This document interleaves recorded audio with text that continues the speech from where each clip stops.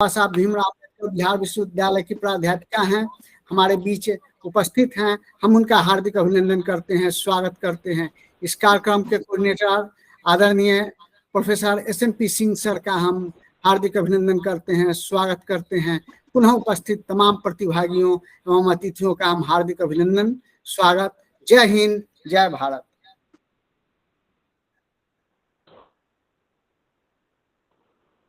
आप और संक्षेप में अपने प्रश्न संगठन के द्वारा किए कार्यों का भारत आप सभी प्रतिभागियों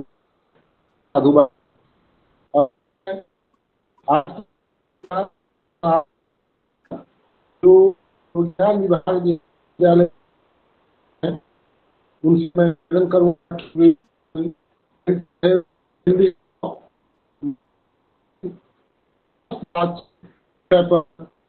व्याख्यान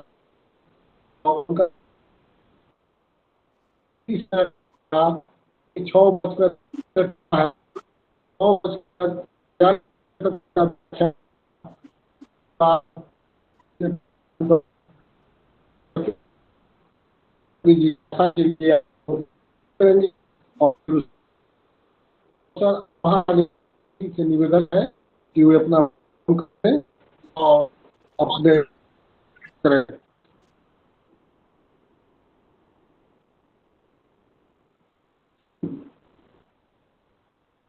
सर शुरू किया जाए क्या सर? हाँ, शुरू किया जाए। जी मैम। सर की आवाज क्लियर आ नहीं रही थी, इसलिए मेरे को पता नहीं चला। चलिए, सभी को मेरा नमस्कार।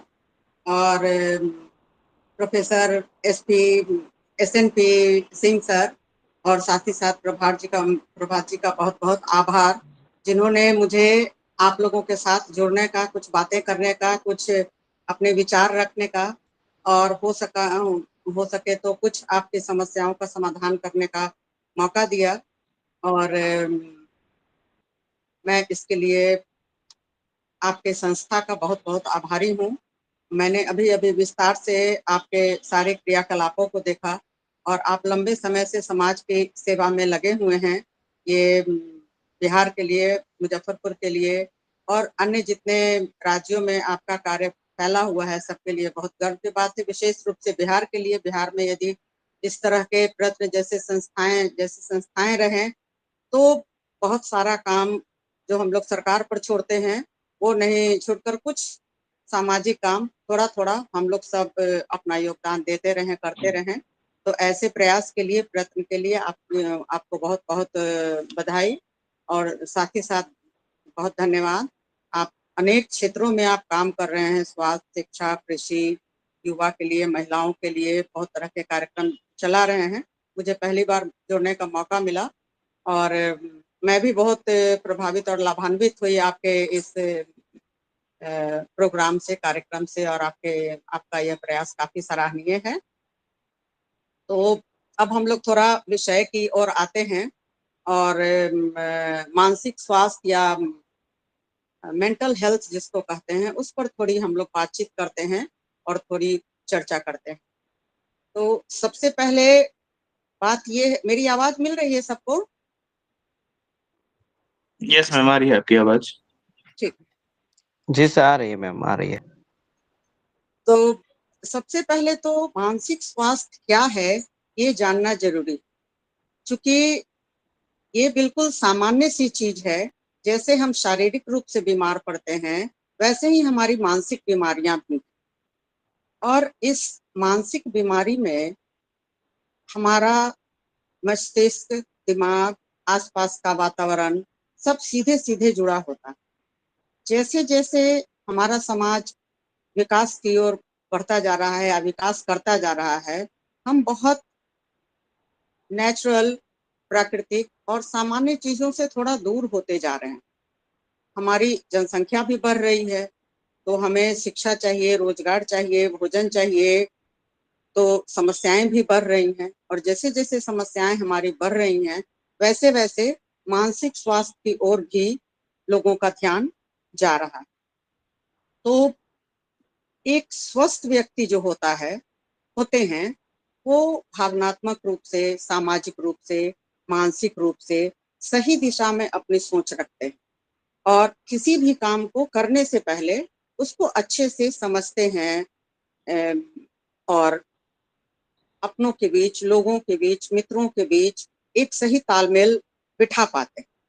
यानी कि हम मोटे तौर पर कहें तो अभियोजन अच्छे से कर पाते हैं किसी भी परिस्थिति में, यदि कोई व्यक्ति सामान्य है तो। अभी वर्तमान समय में मानसिक समस्याएं थोड़ी बढ़ गई हैं, थोड़ी नहीं, मुझे लगता है बहुत बढ़ गई हैं। ये छोटे बच्चों से लेकर किशोरों, युवावस्था और वृद्धों तक अपना पूरा जाल फैलाए हुए हैं।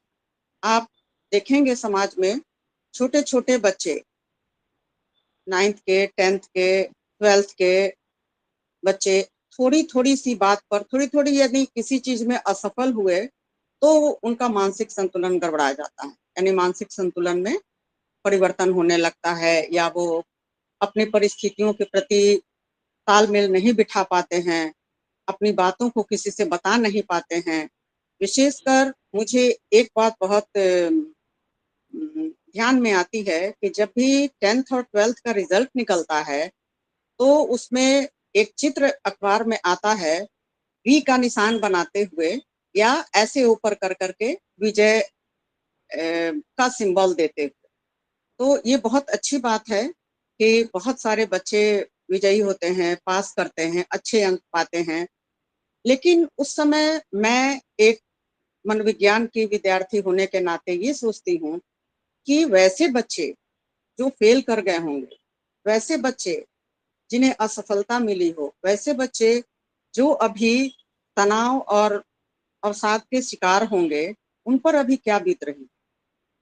तो उनकी मानसिक स्वास्थ्य को सोचना बहुत जरूरी है। आप भी, हम भी हमेशा आए दिन अखबार में पढ़ते हैं या सूचनाएं अलग अलग जगह से, इलेक्ट्रॉनिक मीडिया से या हमारे अड़ोस पड़ोस में भी देखने को मिलता है कि कैसे बच्चे, किशोर, युवा अवसाद से या तनाव से ग्रसित होकर बड़े बड़े कदम उठा लेते हैं जो नहीं उठाना चाहिए। तो वैसी स्थिति में जो व्यक्ति का मानसिक संरचना होता है, मानसिक संरचनाएं होती हैं, वो किस तरह से कार्य करती हैं और किस तरह से एक ही बात, एक ही घटना, एक ही परिस्थिति एक व्यक्ति के लिए तनाव का कारण बन जाती है और दूसरे व्यक्ति के लिए वो तनाव का कारण नहीं बनती है। तो यहाँ पर देखना ये होगा कि कैसे कोई भी व्यक्ति अपने मानसिक स्वास्थ्य को अच्छा रखे, दुरुस्त रखे और अपने कार्यों को सही ढंग से करे। अब थोड़ा यहाँ पर प्रश्न यह उठता है कि आखिर हम कैसे जाने कि कौन व्यक्ति स्वस्थ है और कौन व्यक्ति मानसिक रूप से स्वस्थ नहीं है। तो छोटी छोटी घटनाएं, परेशानियां, कठिनाइयां हर एक के जीवन में आती है, चाहे वो छोटा बच्चा हो, स्कूल गोइंग हो, कॉलेज गोइंग स्टूडेंट्स हो या जीविकोपार्जन करने वाले, रोजगार से संबंधित लोग हों। तो कठिनाइयां लगातार पीछा करती रहती हैं। ये सामान्य बातें हैं और ये सबके साथ होती हैं, लेकिन उसको बहुत ज्यादा समझ लेना कि अब इससे ऊपर दुनिया नहीं है और मैं कुछ नहीं कर पाऊंगा, मैं कुछ नहीं, मेरे से कुछ नहीं हो पाएगा, ये सोच जब बनने लगे और साधारण साधारण छोटी छोटी बातों से जब समायोजन ना होने लगे, तब समझना चाहिए ये शुरुआती लक्षण होते हैं मानसिक स्वास्थ्य में थोड़ी कमी आने। मानसिक स्वास्थ्य में गड़बड़ी नहीं कहा जाएगा, लेकिन ये उसमें कमी आने का थोड़ा ये एक शुरुआत होता है और ध्यान देने योग्य बातें होती हैं। विशेष रूप से परिवार के जो व्यक्ति होते हैं, जो संबंधित व्यक्ति हैं, उनके रिश्तेदार होते हैं, इन लोगों का समय से इस चीज को पहचानना। यदि कोई व्यक्ति बेवजह बहुत उदास है, छोटी छोटी बातों पर गुस्सा करने लग रहा है, जैसा वो पहले नहीं करता था, तो इन बातों को, या उसको लगता है कि अकेले रहना, सोचना उसको ज्यादा अच्छा लगता है, अच्छी नींद नहीं ले पाता है, तो उस समय माता पिता को या उसके सगे संबंधी को या लाइफ पार्टनर को ये आभास हो जाना चाहिए कि कहीं से कुछ परेशानी है, और इस परेशानी का को उसके अंदर से निकालना जरूरी। तो वैसी परिस्थिति में कुछ लोग होते हैं आसपास, कुछ संस्थाएं होती हैं जिनको क्लिनिकल साइकोलॉजिस्ट के रूप में जाना जाता है, और छोटी छोटी समस्याएं जो होती हैं, जो तनाव का और चिंता का कारण होती है, स्ट्रेस और एंजाइटी, जो आम बातें हैं, और ये लगभग सभी वर्गों में, सभी लोगों में ये महसूस किया जाता है, और हर एक आयु वर्ग के लोग इससे जूझते रहते हैं हमेशा। तो सबसे जरूरी होता है कि उनको आप समझें। और दूसरी एक अहम बात होती है कि जब कभी भी हम मानसिक तनाव के शिकार होते हैं या कभी किसी कठिनाई से जूझ रहे होते हैं और हमारा मानसिक स्वास्थ्य पर असर पड़ रहा होता है, और हम कोई काम सही ढंग से किसी काम को अंजाम नहीं दे पाते हों, तो कोई ऐसा भरोसे का आदमी, कोई ऐसा व्यक्ति होना चाहिए जो उसकी बात को सुने, अच्छे से सुने और उसको बाहर ना फैलाए। यदि उस व्यक्ति के पास ऐसा कोई आदमी है किसी रूप में, माता पिता के रूप में, सगे संबंधी के रूप में, दोस्त के रूप में, संस्था में किसी शिक्षक या किसी भी रूप में, तब वो उससे ओवरकम हो सकता है, निकल सकता है। विद्यार्थियों में सबसे ज्यादा जो स्ट्रेस और चिंता होता है वो परीक्षा को लेकर होता है, पढ़ाई को लेकर होता है। तो वैसी परिस्थिति में आप माता पिता से बात करें, अपने शिक्षकों से बात करें, मित्रों का एक ग्रुप बना लें, 2-3 का, ज्यादा का नहीं, बहुत ज्यादा बड़ा समूह बनाने की जरूरत नहीं है। ऐसे 2-3 मित्रों का समूह जहां हर आदमी, हर वो समूह का व्यक्ति अपनी बात को रख सके, कह सके, तो आपकी बात का समस्या आप पर हंसे नहीं। यदि आपकी बात का या आपकी परेशानियों का हल नहीं है उसके पास, तो वो ना कर दे, लेकिन कोई गलत सलाह ना दे। ऐसा एक समूह, विशेषकर मित्रों का होना जरूरी। माता पिता को तो कहा जाता है कि बच्चों के साथ मित्रवत व्यवहार करना चाहिए, लेकिन मैंने जो अनुभव किया है उसमें यही देखा है कि जो किशोर होते हैं, बच्चे होते हैं, कम से कम 12 से 18-20 साल के बच्चे, वो कितना भी माता पिता मित्रवत व्यवहार कर लें, लेकिन वो अपनी वैसी बातें जो सामान्य नहीं होती हैं, गलत होती हैं, सामाजिक नियमों के विरुद्ध होती हैं, वो कभी भी शेयर नहीं करते हैं। उन बातों को छुपा कर ही वो माता पिता के साथ अपने कुछ आप 2-4% को छोड़ दीजिए, वो अपनी बात को खुलकर नहीं बोल पाते हैं। वो अपने संगी साथियों में ही अपनी बातों को रखते या बोलते या करते हैं। किसी भी समस्या या मानसिक स्वास्थ्य को कम होने या खराब होने के पीछे कुछ कारण भी होते हैं। ऐसे ही नहीं होती, हो जाती है कोई भी समस्या या कोई भी परेशानी या स्ट्रेस या एंजाइटी। तो ऐसी परिस्थिति में कभी कभी बचपन में कोई नकारात्मक स्थिति यदि उत्पन्न हुई होती, तब वो व्यक्ति मानसिक रूप से अस्वस्थ हो सकता है। उसी प्रकार से युवावस्था में यदि किसी प्रकार का कोई आघात लगा हो, आघात से मतलब ट्रॉमा से होता है, जिस पर किसी प्रकार की गहरी मानसिक चोट उसको पहुंची। ये मानसिक चोट भी कभी कभी कोई व्यक्ति या कोई बच्चा ज्यादा संवेदनशील होता है, सेंसिटिव होता है, तो वो छोटी छोटी बातों को ही गंभीर मानकर और उस पर अपनी प्रतिक्रिया देना शुरू कर देता है।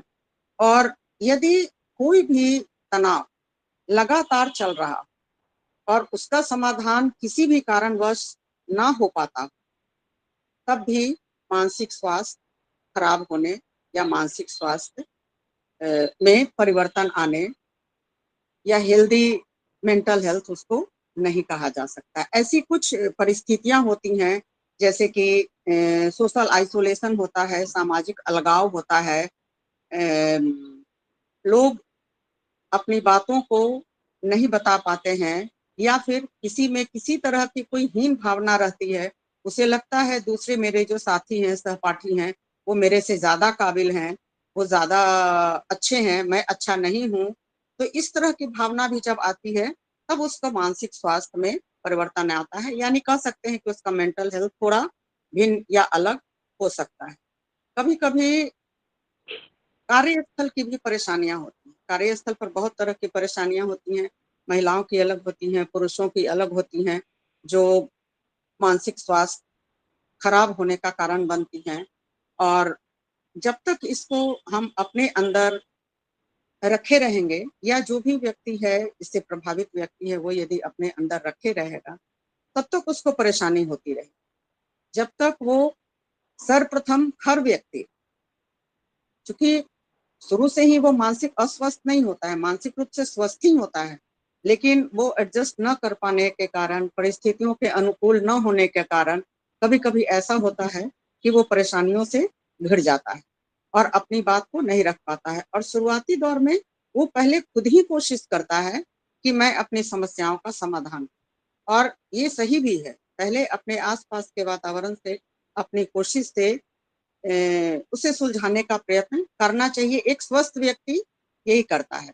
लेकिन यदि नहीं सुलझता है, नहीं, परेशानियां कम नहीं होती हैं, तब फिर वो उस व्यक्ति में सबसे पहले चिंता उत्पन्न होता है, उससे तनाव उत्पन्न होता है, और फिर उसके बाद डिप्रेशन या अवसाद से ग्रसित हो जाता है।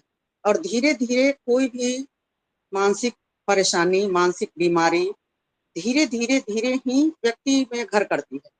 वो कभी भी अचानक से कुछ नहीं हो जाता है। यदि कोई बच्चा, कोई बड़ा, कोई आत्महत्या कर लेता है, कोई घर छोड़कर भाग जाता है, कोई अचानक से बहुत आक्रामक हो जाता है, तो वैसी परिस्थिति में वो एक दिन में नहीं आया है। ये परिस्थिति लंबे समय तक उसने किसी से कुछ कहा नहीं है, उसको झेला है, किसी ने उसके व्यवहार में आ रहे छोटे छोटे परिवर्तनों को नहीं महसूस किया है, नहीं देखा है। तो वैसी परिस्थिति में ऐसी बातें हो जाती हैं। लेकिन आज के इस इंटरैक्टिव सेशन या आज के इस कार्यक्रम के तहत मैं ये संदेश देना चाहूंगी कि आप या हम अपने आसपास के माहौल को, आसपास के व्यक्तियों को, आसपास सगे संबंधियों को, दोस्तों को, मित्रों को, बुजुर्गों को, के व्यवहारों पर थोड़ा ध्यान दें। छोटी छोटे परिवर्तनों को नजरअंदाज ना करें, तो कुछ समस्याएं ऐसी होती हैं जो बहुत प्राथमिक स्तर पर ही सुलझ जाती हैं, उसको बढ़ने ना दिया जाए। लेकिन फिर भी यदि बढ़ जाता है तो हमारे यहाँ मानसिक आरोग्यशालाएं हैं, उससे भी नीचे आपको काउंसलर्स हैं, परामर्शी जिसको कहते हैं, जो तरह तरह की थेरेपी लगा करके, बिहेवियर थेरेपी है मनोविज्ञान में, और फ्रायड का साइको एनालिटिक थेरेपी है, मनोगत्यात्मक सिद्धांत वगैरह, बहुत सारे, फैमिली थेरेपी, इंडिविजुअल थेरेपी, बहुत सारा थेरेपी है जिसको लगा करके वो उनकी मानसिक समस्याओं का समाधान करने का प्रयास करते हैं। लेकिन इसमें सबसे बड़ी बाधा ये आती है कि मानसिक समस्या को हम समस्या मानते ही नहीं। हमारा जो समाज है वो मानसिक, यदि किसी के व्यवहार में कोई परिवर्तन आता है तो अच्छा ठीक है, ऐसे कर रहा है, इसकी तो आदत ही हो गई है, ये ऐसे ही करती रहती है, करता रहता है, इसका तो ऐसे ही चलता रहता है, इसी तरह ये देर रात घर से बाहर रहता है, इसकी संगति खराब होगी वगैरह, इस कर करके उसको हम नजरअंदाज कर देते हैं। लेकिन जो युवावस्था या बाल्यावस्था, वृद्धावस्था की भी अभी टूटते संयुक्त परिवार से बहुत सारी समस्याएं हैं और बहुत सारी परेशानियों से बुजुर्ग भी हमारे जूझ रहे हैं, जो हमारे परिवार के लिए, एक स्वस्थ परिवार के लिए या स्वस्थ मानसिक स्थिति के लिए, मेंटल हेल्थ के लिए अच्छा नहीं। यदि परिवार का प्रत्येक व्यक्ति शारीरिक रूप से जैसे स्वस्थ होना जरूरी है, हम सर्दी खांसी बुखार होता है तो हम डॉक्टर को दिखाते हैं, दवाइयाँ लेते हैं, विशेषज्ञ के पास जाते हैं, जांच कराते हैं, और उसका इलाज होता है। लेकिन यदि मानसिक कोई समस्या हमारे पास है, हमारे साथ है, तो हम कभी किसी काउंसलर के पास नहीं जाते। हर एक हॉस्पिटल में साइकोलॉजिस्ट भी है, साइकियाट्रिस्ट भी हैं, लेकिन वहां हम तभी जाते हैं जब बात काफी बिगड़ गई रहे। क्यों? क्योंकि हमारे यहाँ एक ऐसा टैबू है, एक ऐसी मानसिकता है जिसमें मानसिक समस्याओं को बहुत खुलकर स्वीकार नहीं किया गया, और इसके कारण हम मानसिक समस्याओं से जूझते रहते हैं। हमारा परिवार अस्त व्यस्त होता रहता है, हमारा परिवार टूटता रहता है, हमारी सामाजिक संरचना बिखरती रहती है, अस्त व्यस्त होती रहती हैं, लेकिन हमारा ध्यान भी नहीं जाता है। और यदि ध्यान जाता है तो लगता है कि अरे साइकोलॉजिस्ट के पास जाएंगे, काउंसलर के पास जाएंगे तो लोग कहेंगे ये तो पागल है, इसका दिमागी संतुलन बिगड़ गया है। ये एक बहुत बड़ा टैबू है जो मानसिक स्वास्थ्य को बढ़ा रहा है, और मेंटल हेल्थ को कम करने की बजाय समाज में ऐसे लोगों की संख्या बढ़ती जा रही है जो मानसिक समस्या से ग्रसित हो रहे हैं। तो यदि इस ओर अब भी ध्यान नहीं दिया गया कि ये बहुत बढ़ती हुई समस्याएं हैं बच्चों में, छात्रों में, विशेष करके जो छात्र हैं, हमारे छात्र हैं, युवा हैं, और WHO की ये रिपोर्ट कहती है कि 18 साल से लेकर 25 साल तक के जो युवा हैं उसमें सबसे ज्यादा तनाव और आत्महत्या रिकॉर्ड किया गया। और हमारे यहाँ भारत में इसी तनाव, चिंता और अवसाद यानी डिप्रेशन से ग्रस्त होकर आत्महत्या की इतनी ज्यादा घटनाएं होती हैं कि हमें अब हमें यानी कि भारत को आत्महत्या की राजधानी कहा जाने लगा। मतलब हर 1 लाख में से 12,000 12,500 लोग आत्महत्या के शिकार होते हैं, चाहे वो किसान हो, अपनी फसल का पूंजी न निकल पाने के कारण आत्महत्या कर लेते हो, या हमारे घरेलू, हमारे आत्मीय लोग हों। तो अचानक से वहां उस परिस्थिति पर कोई नहीं पहुंच जाता है। दूसरी बात ये होती है कि अभी के समय में हमारी इच्छाएं, आकांक्षाएं बहुत ज्यादा बढ़ गई, वो आसमान छूने लगे। आसमान छूने लगी है मतलब बच्चों को हर चीज चाहिए और कम समय में चाहिए, और ये उन्हें आगे की ओर नहीं, इनफैक्ट पीछे की ओर ले जाता है। और ये तो सही है कि कोई भी व्यक्ति पूरी तरह से सही नहीं होता है। ये हम लोग ईश्वर नहीं है, हम लोग सामान्य मनुष्य हैं। हर एक व्यक्ति में कुछ न कुछ कमियां हैं, खराबियां हैं। उसको स्वीकार करते हुए यदि कोई समस्या आती है तो उससे पार उतरने का प्रयास करना चाहिए, तब हमारा मानसिक स्वास्थ्य सही रहेगा। यदि हम उसी में डूब जाएंगे, उसी में परेशान हो जाएंगे, एक ही व्यक्ति एक ही घर में एक ही समस्या से कोई बाहर निकल जाता है और अपना रास्ता तलाश लेता है, दूसरा व्यक्ति उससे परेशान होकर के अनेक समस्याओं को जन्म दे देता है, अनेक तरह की बीमारियों का शिकार हो जाता है। और अभी तो हमारे इसमें जो खान पान है, जो परिस्थितियां हैं, उसके कारण हर व्यक्ति, अब पहले तो 50 और 60 के व्यक्ति को बीमारियां होती थी, या उससे ज्यादा को, या उससे भी ज्यादा। अभी तो 30-35 के जो बच्चे हैं आयु वर्ग के, वो भी तरह तरह की बीमारियां साथ लिए हैं।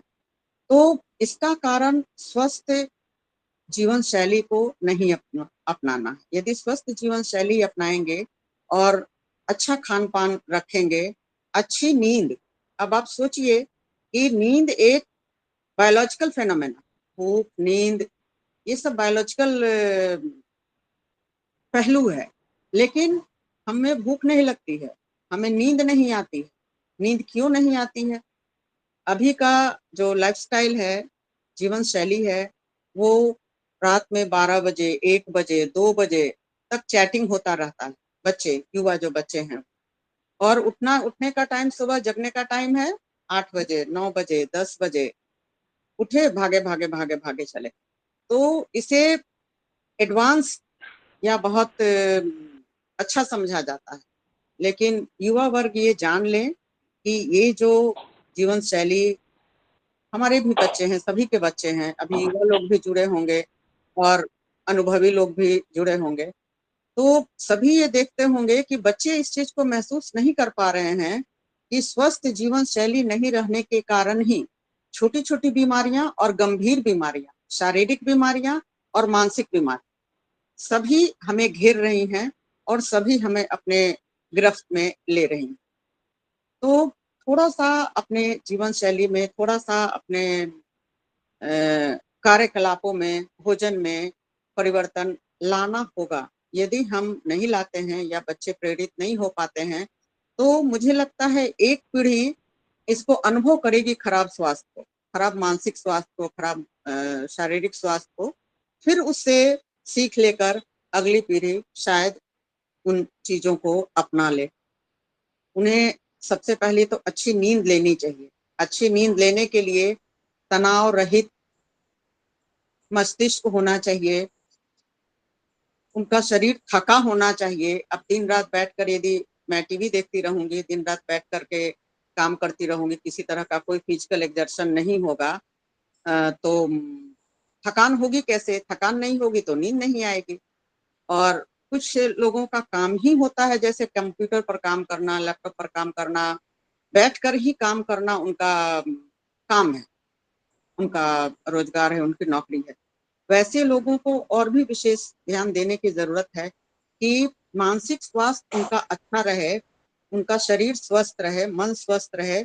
इसके लिए सबसे पहले वो अपने आप को व्यस्त रखें और शारीरिक श्रम करते रहें। शारीरिक श्रम से मतलब ये नहीं है कि अब हम बोझा ढो रहे हैं या केवल टहल रहे हैं, मॉर्निंग वॉक कर रहे हैं तो हम स्वस्थ हो जाएंगे, ऐसी बात नहीं है पूरी तरह से। मॉर्निंग वॉक, व्यायाम, ये सब बहुत अच्छी चीज है, सबको करना चाहिए। और ये एक, पहले इसकी जरूरत नहीं पड़ती थी क्योंकि इतना लोग पैदल चलते थे। अभी तो पास में बाजार भी जाना है तो हम या आप या बच्चे बस मोटरसाइकिल उठाए, गाड़ी उठाए और चले गए, तो चलना बहुत कम हो गया। अब एक कहावत है कि जब तक आप चलते रहेंगे तब तक आपका दिल भी चलता रहे। जब आप चलना बंद कर देंगे तो आपका दिल भी चलना बंद कर देगा। तो अच्छे मानसिक स्वास्थ्य के लिए अच्छी नींद लेना चाहिए या अच्छी नींद लें, व्यायाम करें और अपने तनाव का प्रबंधन, जो स्ट्रेस मैनेजमेंट होता है, आपको किसी भी तरह का कोई तनाव है उसका प्रबंधन, मैनेजमेंट, यानी कि उससे पार उतरने का, उससे दूर हटने का, उससे बाहर निकलने का उपाय करें। और वो उपाय स्वयं करें या फिर अपने दोस्तों या मित्रों से मिलकर करें। इसके साथ साथ नशीली चीजों का प्रयोग ना करें किसी भी तरह का, मानसिक स्वास्थ्य सही रखने के लिए। और स्वास्थ्यकर भोजन भी जरूरी है। स्वास्थ्यकर भोजन, हेल्दी फूड से मतलब है कि घर का बना खाना को ज्यादा महत्व है। आजकल बेरोजगारी अधिक होने के कारण, विशेषकर कोविड के समय में, स्वरोजगार लोगों की मजबूरी हो गई है, या रोजगार, हमारी बढ़ती आबादी को रोजगार भी चाहिए, तो फास्ट फूड बहुत तेजी से हमारे चारों ओर फैल गया। तो कभी यदि स्वाद बदलने के लिए खाना हो तो खाएं, लेकिन उसको आदत या दिनचर्या न बने, या आलस करके घर का भोजन नहीं करके और बाहर का भोजन करेंगे तो मानसिक स्वास्थ्य भी खराब होगा और शारीरिक स्वास्थ्य भी खराब। अभी थोड़ा देखने में ये भी आ रहा है, जो डेटा हमारे विभाग में पहुंचता है, जो बच्चे आते हैं जो कंप्लेन करते हैं, या जो कुछ शिक्षक शिक्षिकाएं भी हैं जो गंभीर बीमारी से पीड़ित हैं। अब उस गंभीर बीमारी से पीड़ित होने के कारण उनमें इतना ज्यादा स्ट्रेस, इतना ज्यादा डिप्रेशन कि वो कभी कभी लगता है जैसे वो प्रेजेंट में है ही नहीं, इस तरह की अवस्था उत्पन्न हो जाती है। तो जब हम बीमारियों से जूझ रहे होते हैं, जब हम किसी भी तरह की बीमारी से जूझ रहे होते हैं, तो एक तो शारीरिक दबाव रहता है, दवाएं रहती हैं, शारीरिक कष्ट होता है, और दूसरी ओर उन सबसे ऊपर मानसिक अवस्थाएं होती जो ये स्वीकार नहीं कर पाती हैं, ये मुझे क्या हो गया, ये मुझे को क्यों हुआ, इसी उम्र में क्यों हुआ, वगैरह वगैरह। तो ऐसी अवस्था में यदि किसी भी परेशानी से, शारीरिक परेशानी से भी यदि कोई व्यक्ति जूझ रहा हो, तो वो सबसे पहले अपने आसपास के वातावरण को देखे और लोगों से मिले और ये देखे कि सिर्फ हम ही एक नहीं हैं जो इस तरह की परेशानियों से जूझ रहे हैं, बाकी लोग भी। तो वैसे लोगों से प्रेरणा लेनी चाहिए जो इसको पॉजिटिवली लेते हैं। अब मेरे साथ ये घटना घट गई या इस ट्रॉमा से मैं गुजर रहा हूँ, इस तरह की दुर्घटना मेरे साथ हो गई या इस तरह की बीमारी का मैं शिकार हो गया, तो अब इसके आगे करना क्या है? जो भी जीवन शेष बचा है या जो भी हमारे आसपास का एनवायरनमेंट है, उससे एनर्जी लेते हुए, दूसरों से प्रेरणा लेते हुए, जो लाइवली, जो इस तरह की कठिनाइयों से, बहुत सारे लोग ऐसे मिल जाएंगे जो कठिनाइयों से निकलते हैं, लेकिन हमें पता नहीं होता। जब आप किसी भी व्यक्ति से लंबे समय तक आत्मीयता से बात करेंगे तब उसकी कठिनाइयों और परेशानियों का पता चलता है। सामने से वो पता नहीं चलता है कि वो व्यक्ति किस तरह के चिंता, परेशानी और कठिनाइयों से गुजर रहा है।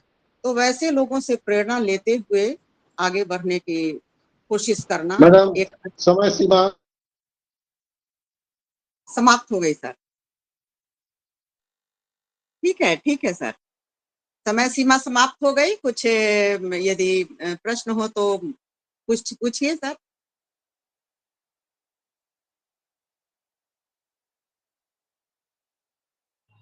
आवाज नहीं आ रही है सर। आप म्यूट है, एसएनपी सर आप म्यूट है। हाँ सर, मैडम का बहुत ही अच्छा वक्तव्य आया आभा रानी सिन्हा जी का। इस वक्तव्य को हम लोग कह सकते हैं सुपठित, सुचिंतित, सुनियोजित एवं सुंदर प्रस्तुति हुई। मैडम आभा रानी वर्ग में ही एक बहुत ही अच्छी शिक्षिका रही हैं और छात्रों के बड़े प्रिय शिक्षक के रूप में रही हैं। तो अब मैं अपने पार्टिसिपेंट से निवेदन करता हूं कि आपके मन में यदि कोई जिज्ञासा हो तो अपना हाथ रेज करेंगे मोबाइल पर या अपने नेट पर अपना हाथ का सिंबल देंगे और नाम पुकारा जाएगा। शालिनी रंजन जी, आप अनम्यूट करें और अपना। Am I audible? Yes, yes. या Okay. So ma'am, thank you so much. बहुत ही डिटेल और बहुत सारे पॉइंट ऑफ व्यूज को, टॉपिक्स को टच किया गया था आपके प्रेजेंटेशन में। मेरा एक सवाल है, सोशियोलॉजिकल पॉइंट ऑफ व्यू से और in a tier 2 city like Muzaffarpur, जहाँ पे थेरेपी उतना ज्यादा अवेलेबल नहीं है, how to deal with PTSD as in post traumatic stress disorder?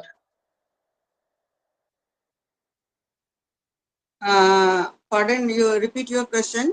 I'm asking you sociological point of view से, जो सोशल कंस्ट्रक्ट का पॉइंट ऑफ व्यू है, जहाँ पे इतना ज्यादा थेरेपी और चीजें अवेलेबल नहीं है, tier 2 city like Muzaffarpur, how to deal with post traumatic stress disorder? Yeah, you may contact the hospital, Sadar Hospital. Their PTDS doctor, like psychiatrist, psychologist, is posted there, and I think your problem, someone problem who is suffering from this type of disorder will benefited by them. Okay, I have another question. You mentioned that in a social construct. Am I audible? Yeah, a little bit. Yeah, you may repeat to your question. Shalini.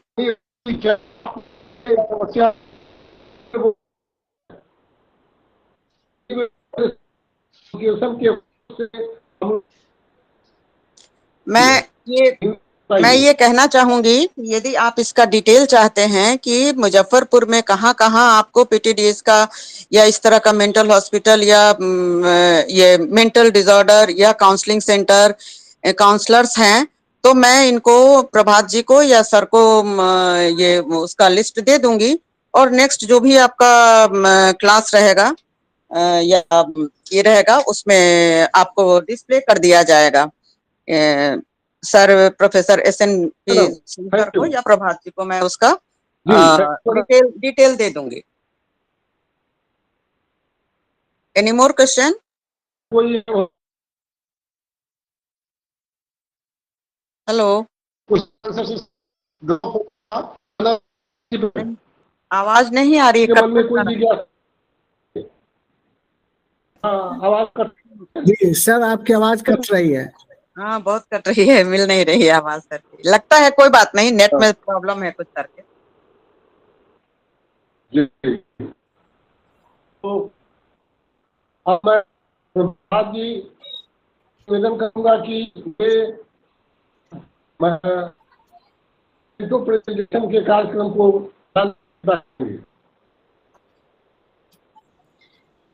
ठीक है sir. Sir कोई और प्रश्न भी लेंगे क्या? आप नहीं लेंगे? अनिमेश आनंद जी का एक हैंड रेज है। एक अनिमेश, उनको प्रश्न आ जाए। अनिमेश जी हाँ, आप पूछिए प्रश्न अपना। Yes. Good evening, ma'am. Good evening.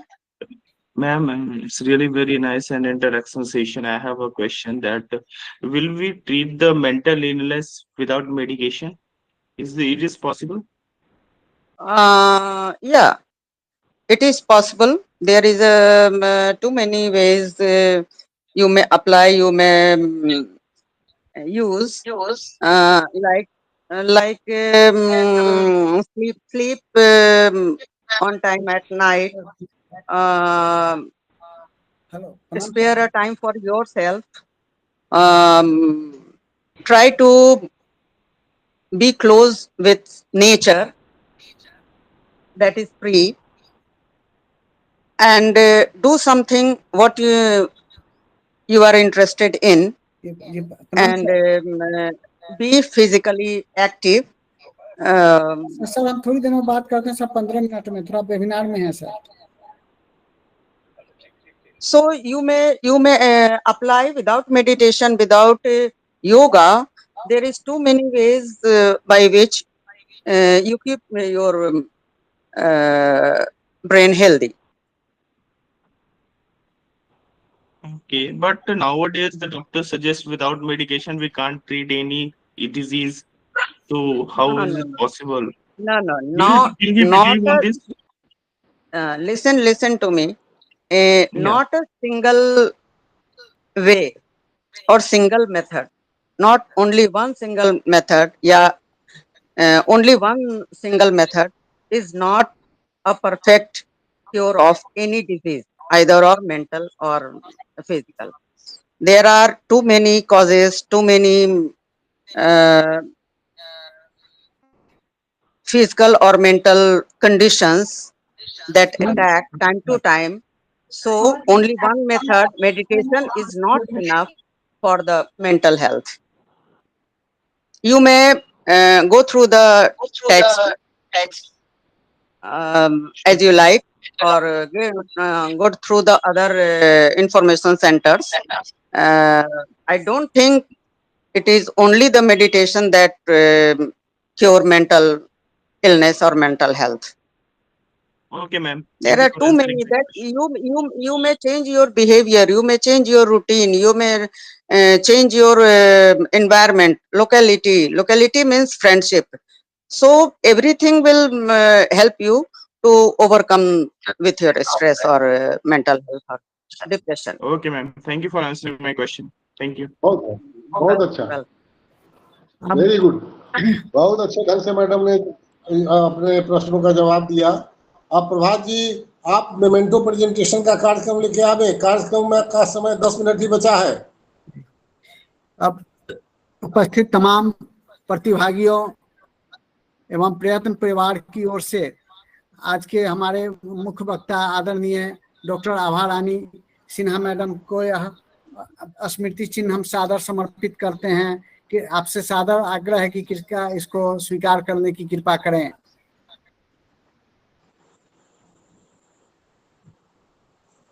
आभा रानी मैडम, ऑनलाइन ही आपको ऑनलाइन ही स्वीकार करना पड़ेगा। आपके पास पहुंचेगा या? हाँ बिल्कुल सर, बिल्कुल बिल्कुल। आपकी आप अपनी सहृदयता सहमति है, दे दीजिए। आपकी सहृदयता है कि आपने मुझे मोमेंटो दिया, सर्टिफिकेट देंगे जो भी देंगे, बट मैं बहुत आभारी हूँ, बहुत खुश हूँ आप लोगों से जुड़कर। और सर आपसे तो मैं पूर्व परिचित हूँ, आप जब विश्वविद्यालय में थे, आपकी बातें आपके विभाग से मुझे मिलती रहती है, लेकिन इस संस्था के थ्रू जुड़ने का पहला मौका है, तो बहुत अच्छा लगा। बहुत बहुत धन्यवाद, मोमेंटो के लिए बहुत बहुत धन्यवाद सर, और सुनने के लिए मुझे। मैडम आप तो इतना बढ़िया वक्ता है और इतना बढ़िया आपका प्रेजेंटेशन है कि आपको तो अब राष्ट्रीय सेमिनार में हम लोग को ले जाना होगा और अंतर्राष्ट्रीय प्रेजेंटेशन में ले जाना होगा। इतना इतना इतना सुपठित आपका वक्तव्य हुआ है, जैसे आपका वक्तव्य एमए और कोर्स वर्क और पीएचडी स्टूडेंट से लेकर और इंटर तक के विद्यार्थियों को कवर कर रहा हूँ। God bless you. बहुत अच्छा मैडम, धन्यवाद सर, बहुत बहुत। आज आपका छात्र बनने का बहुत अच्छा अवसर मिला। तो मेरा अब सौभाग्य सर। Thank you madam. और अब हम इस कार्यक्रम को आगे बढ़ाते हुए आप सबों से यह बताना चाहेंगे कि यह जो प्रयत्न संगठन है उसके द्वारा आयोजित ऐसे वेबिनारों में प्रत्येक कार्यक्रम में करीब करीब 60 से 70 लोग पार्टिसिपेट करते हैं और प्रभात जी बहुत अच्छे ढंग से सबों को प्रमाण पत्र और मेमेंटो हमारे स्पीकर्स और जो मुख्य वक्ता होते हैं उनको ये प्रेजेंट करते हैं।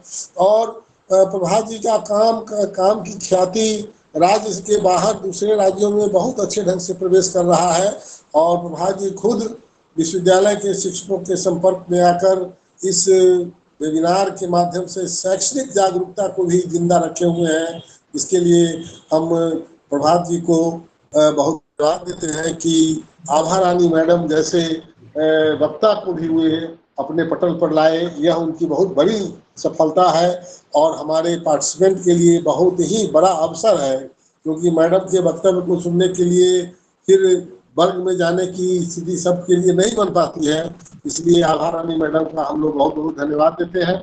और हम इस कार्यक्रम के माध्यम से मैडम ने जो कहा कि हर आदमी को अपनी जीवन शैली में परिवर्तन, दवा अपने ही भीतर है, प्रकृति ने दिया हुआ है, उसको सृजित करना है, उसको संचित करना है। जैसे मैडम ने बहुत अच्छा कहा कि अगर आपको लग रहा हो कि आप मनोरोग की तरफ जा रहे हैं तो अपनी जिस काम में आपको रुचि हो, जिसको अंग्रेजी में हॉबी कहते हैं, पेंटिंग हो, साइकिलिंग हो, फिल्म देखना हो, जो काम करना हो उस काम में आप लग जाइए तो आप मनोरोग से दूर हो सकते हैं। और मैडम ने महारानी जी ने बहुत अच्छा बताया कि अब तो चिकित्सक भी उपलब्ध हैं सभी मेडिकल कॉलेजों में, सब हर शहर में मनोचिकित्सक हैं, उनकी भी राय लेनी चाहिए। क्योंकि बायोलॉजिकली मैं तो बायोलॉजी का छात्र रहा हूँ, हमारे शरीर में कुछ ऐसे केमिकल होते हैं जिसकी कमी हो जाने से मनोरोग हम पर सवार हो जाता है। हमारा जो मनोचिकित्सक होते हैं, साइकियाट्रिस्ट होते हैं, वह ऐसी दवाएं देते हैं जिससे हमारे शरीर का जो मिनरल केमिकल डिसबैलेंस है या डिफिशियंसी है उसकी क्षतिपूर्ति हो जाती है और हम स्वस्थ हो जाते हैं। तो मैडम आभा रानी सिन्हा के द्वारा दिए हुए वक्तव्य में खास के छात्रों और शिक्षकों के लिए और आज के युवाओं के लिए जिन्होंने अपनी नौकरी की शुरुआत की है, करने की आकांक्षा है, पढ़ाई कर रहे हैं, अच्छा करने की इच्छा है, उन सबों के लिए बड़ा ही समेकित इंटीग्रेटेड कंसेप्ट उन्होंने आज दिया है और उससे हम भी लाभान्वित हो रहे हैं। हमारे भी मन में एक जिज्ञासा उत्पन्न हो रही है कि अब हम थोड़ा सीनियर सिटीजन हो गए हैं तो कभी कभी अवसाद हम पर सवार होता है। तो हमको फिल्म देखने में जवानी में बड़ी रुचि थी, अब मैं भी फिल्म देखने जाया करूंगा। हो सकता है कि फिल्म देखने में ही मेरी दवा हो और उससे हम निरोग हो जाएं। तो ऐसे वक्तव्यों से जीवन में रूबरू होना यह एक बहुत बड़ा अवसर है। प्रभात जी को बहुत बहुत धन्यवाद कि आपने बैठे बैठे हम लोग को घर में हमारे मनोरोग के लिए डॉक्टर उपलब्ध करा दिया प्रोफेसर आभा रानी सिन्हा के माध्यम से।